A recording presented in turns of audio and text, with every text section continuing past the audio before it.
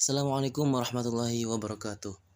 Puji syukur atas nikmat Allah Subhanahu wa taala yang telah dilimpahkan kepada kita semua sehingga kita dapat berkumpul dalam keadaan sehat walafiat pada pagi hari ini. Ibu dosen dan kawan-kawan yang saya hormati, saya Fathan Rizkullah dengan NIM 12120100037 selama beberapa menit ke depan akan memaparkan materi yang berjudul Prinsip Asas dan Pendekatan Bimbingan Konseling. Mari simak penjelasan berikut ini. Yang pertama adalah prinsip bimbingan dan konseling. Terdapat beberapa prinsip dasar yang dipandang sebagai fondasi atau landasan bagi pelayanan bimbingan. Nah, prinsip-prinsip ini berasal dari konsep-konsep filosofis tentang kemanusiaan yang menjadi dasar bagi pemberian pelayanan bantuan atau bimbingan, baik di madrasah ataupun di luar madrasah. Prinsip-prinsip itu adalah yang pertama, bimbingan dan konseling diperuntukkan bagi semua konseli. Prinsip ini berarti bahwa bimbingan diberikan kepada semua konseli, baik yang tidak bermasalah maupun yang bermasalah, baik pria maupun wanita, baik anak-anak maupun remaja. Dalam hal ini, pendekatan yang digunakan dalam bimbingan lebih bersifat preventif dan pengembangan daripada penyembuhan, dan lebih diutamakan teknik kelompok daripada perseorangan. Selanjutnya, bimbingan dan konseling sebagai proses individuasi. Setiap konseli bersifat unik, yakni berbeda satu sama lainnya. Dan melalui bimbingan konseli dibantu untuk memaksimalkan perkembangan keunikannya tersebut. Prinsip ini juga berarti bahwa yang menjadi fokus sasaran bantuan adalah konseli, meskipun pelayanan bimbingannya menggunakan teknik kelompok. Selanjutnya, bimbingan menekankan hal yang positif. Dalam kenyataannya, masih ada konseli yang memiliki persepsi yang negatif terhadap bimbingan, karena bimbingan dipandang sebagai satu cara yang menekankan aspirasi. Sangat berbeda dengan pandangan tersebut.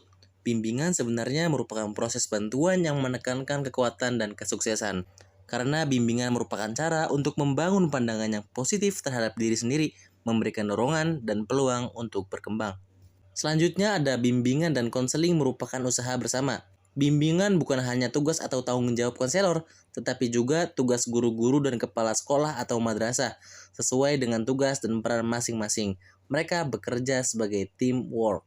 Selanjutnya ada pengambilan keputusan merupakan hal yang esensial dalam bimbingan dan konseling. Bimbingan diarahkan untuk membantu konseli agar dapat melakukan pilihan dan mengambil keputusan. Bimbingan mempunyai peranan untuk memberikan informasi dan nasihat kepada konseli, yang itu semua sangat penting baginya dalam mengambil sebuah keputusan. Kehidupan konseli diarahkan oleh tujuannya, dan bimbingan memfasilitasi konseli untuk mempertimbangkan, menyesuaikan diri, dan menyempurnakan tujuan melalui pengambilan keputusan yang tepat. Kemampuan untuk membuat pilihan secara tepat bukan kemampuan bawaan, tetapi kemampuan yang harus dikembangkan. Tujuan utama bimbingan adalah mengembangkan kemampuan konseli untuk memecahkan masalahnya dan mengambil keputusan. Dan yang terakhir yaitu bimbingan dan konseling berlangsung dalam berbagai setting kehidupan.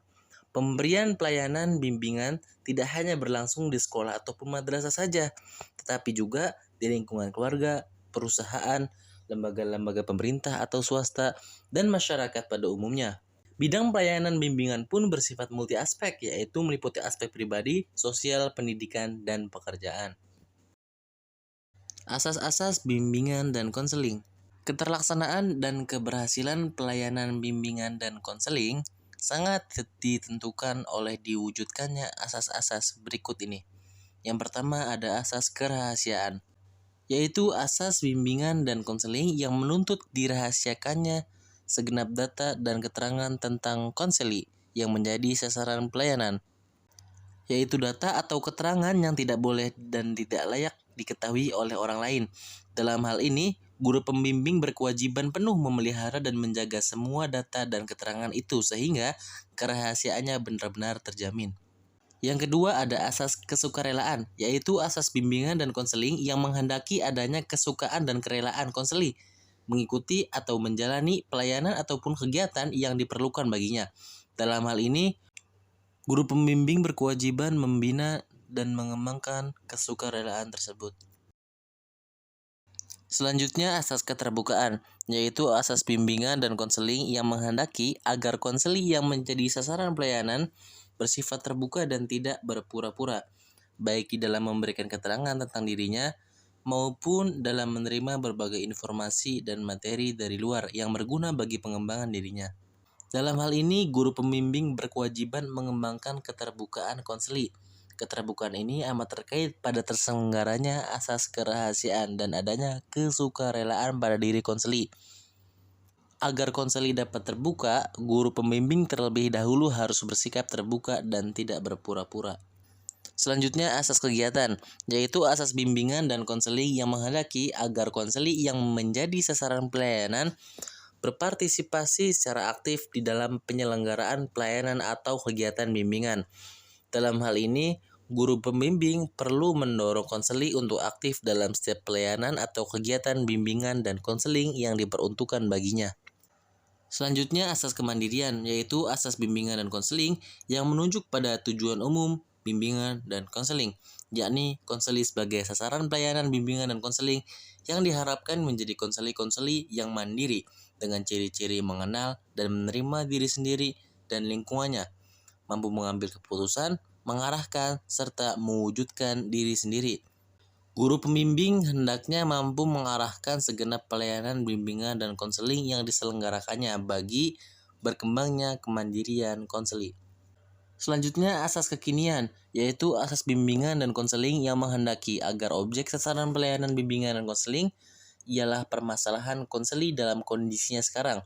Pelayanan yang berkenaan dengan masa depan atau kondisi masa lampau pun dilihat dampak dan atau kaitannya dengan kondisi yang ada dan apa yang diperbuat sekarang. Selanjutnya, asas kedinamisan, yaitu asas bimbingan dan konseling yang menghendaki agar isi pelayanan terhadap sasaran pelayanan yang sama kehendaknya selalu bergerak maju, tidak monoton, dan terus berkembang, serta berkelanjutan sesuai dengan kebutuhan dan tahap perkembangannya dari waktu ke waktu. Selanjutnya, asas keterpaduan, yaitu asas bimbingan dan konseling yang menghendaki agar berbagai pelayanan dan kegiatan bimbingan dan konseling, baik yang dilakukan oleh guru pembimbing maupun pihak lain, saling menunjang, harmonis, dan terpadu. Selanjutnya, asas keharmonisan, yaitu asas yang tidak boleh bertentangan dengan nilai dan norma agama. Selanjutnya, asas keahlian, yaitu asas bimbingan dan konseling yang menghendaki agar pelayanan dan kegiatan bimbingan dan konseling diselenggarakan atas dasar kaedah-kaedah profesional. Dalam hal ini, para pelaksana pelayanan dan kegiatan bimbingan dan konseling hendaklah tenaga yang benar-benar ahli dalam bimbingan dan konseling. Dan yang terakhir ada asas alih tangan kasus, yaitu asas bimbingan dan konseling yang menghendaki agar pihak-pihak yang tidak mampu menyelenggarakan pelayanan bimbingan dan konseling secara tepat dan tuntas atas suatu permasalahan konseli mengalih tangankan permasalahan itu kepada pihak yang lebih ahli. Guru pembimbing dapat menerima alih tangan kasus dari orang tua, guru-guru lain, atau ahli lain. Selanjutnya, pendekatan-pendekatan bimbingan dan konseling. Yang pertama ada konseling realitas. Konsep dasar, terapi realitas merupakan suatu bentuk hubungan pertolongan yang praktis, relatif sederhana, dan bentuk bantuan langsung kepada konseli yang dapat dilakukan oleh guru atau konselor di sekolah dalam rangka mengembangkan dan membina kepribadian atau kesehatan mental konseli secara sukses dengan cara memberi tanggung jawab kepada konseli yang bersangkutan. Terapi realitas berprinsip seseorang dapat dengan penuh optimis menerima bantuan dari terapis untuk memenuhi kebutuhan-kebutuhan dasarnya dan mampu menghadapi kenyataan tanpa merugikan siapapun. Nah, adapun ciri-ciri terapi realitas diantaranya ialah menolak adanya konsep sakit mental pada setiap individu. Tetapi yang ada adalah perilaku tidak bertanggung jawab, tetapi masih dalam taraf mental yang sehat. Yang kedua, berfokus pada perilaku nyata guna mencapai tujuan yang akan datang dengan penuh optimis. Tujuan terapi realitas diantaranya menolong individu agar mampu mengurus diri sendiri, supaya dapat menentukan dan melaksanakan perilaku dalam bentuk nyata. Selanjutnya, konseling humanistik. Konsep dasar, manusia sebagai makhluk hidup yang dapat menentukan sendiri apa yang ia kerjakan dan yang tidak dia kerjakan, dan bebas untuk menjadi apa yang ia inginkan. Setiap orang bertanggung jawab atas segala tindakannya. Manusia tidak pernah statis, ia selalu menjadi sesuatu yang beda. Oleh karena itu, manusia mesti berani menghancurkan pola-pola lama dan mandiri menuju aktualisasi diri. Setiap orang memiliki potensi kreatif dan bisa menjadi orang kreatif. Kreativitas merupakan fungsi universal kemanusiaan yang mengarah kepada seluruh bentuk self-expression. Asumsi perilaku bermasalah. Gangguan jiwa disebabkan karena individu yang bersangkutan tidak dapat mengembangkan potensinya. Dengan perkataan lain, pengalamannya tertekan. Selanjutnya, tujuan konseling.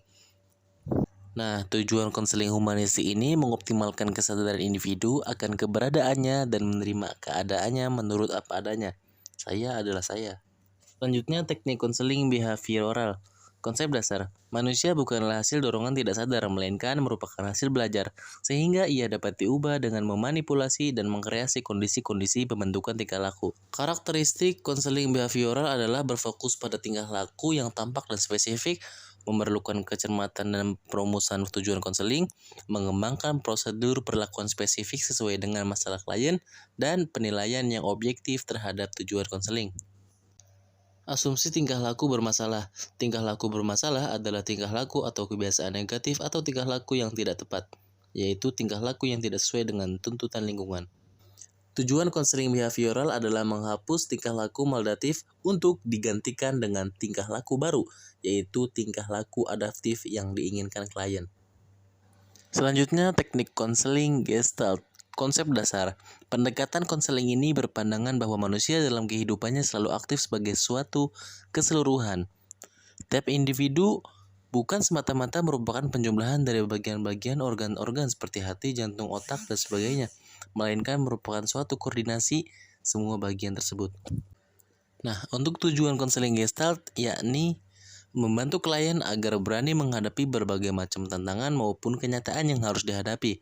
Tujuan ini mengandung makna bahwa klien haruslah dapat berubah dari ketergantungan terhadap lingkungan atau orang lain, sehingga dapat menjadi lebih percaya diri, dapat berbuat lebih banyak untuk meningkatkan kebermaknaan hidupnya.